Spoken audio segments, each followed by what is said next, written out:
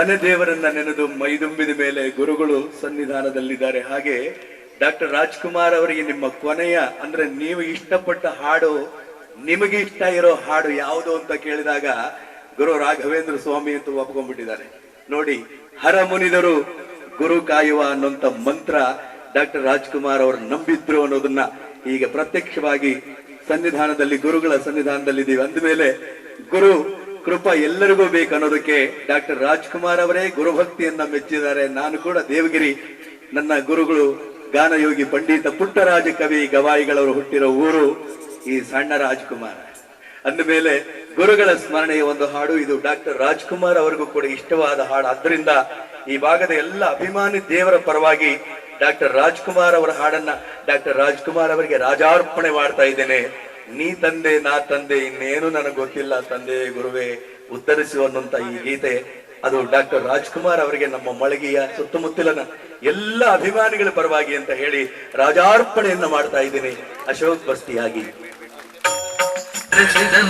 ನಡೆದೆ ಕಲಿಸಿದ ಮಾತ ಕಲಿತೆ ಗುರುರಾಯ ಇನ್ನೇಕೆ ನನಗೆ ಚಿಂತೆ, ನೀ ತಂದೆ ನಾ ಕಂದ ಇದು ನಮ್ಮ ಅನುಬಂಧ ಬೇರೇನು ನಾ ಅರಿಯನು, ನಿನ್ನಾಡೆ ನಿಜವನ್ನೇ ನಾ ನುಡಿಯನು.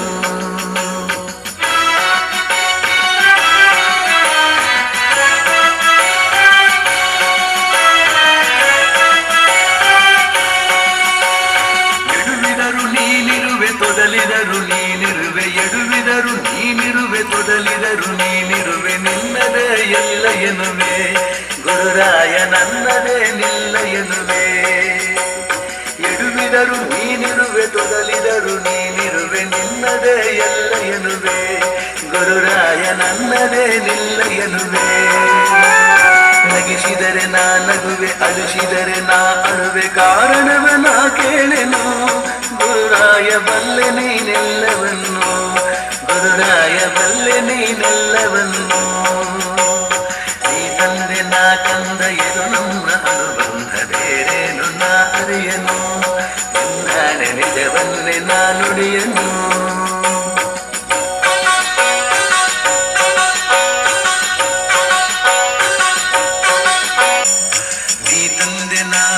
ನಡೆಸಿದಂತೆ ನಡೆದೆ ಕಲಿಸಿದ ಮಾತ ಕಲಿತೆ ಗುರುರಾಯ ಇನ್ನೇಕೆ ನನಗೆ ಚಿಂತೆ, ನೀ ತಂದೆ ನಾ ಕಂದ ಇದು ನಮ್ಮ ಅನುಬಂಧ ಬೇರೇನು ನಾ ಅರಿಯನು, ನಿನ್ನಾಡೆ ನಿಜವನ್ನೇ ನಾ ನುಡಿಯನು, ನಿನ್ನಾಡೆ ಬೇರೇನು ನಾ ಕಾಣೆನು, ನಿನ್ನಾಡೆ ನಿಜವನ್ನೇ ನಾ ನುಡಿ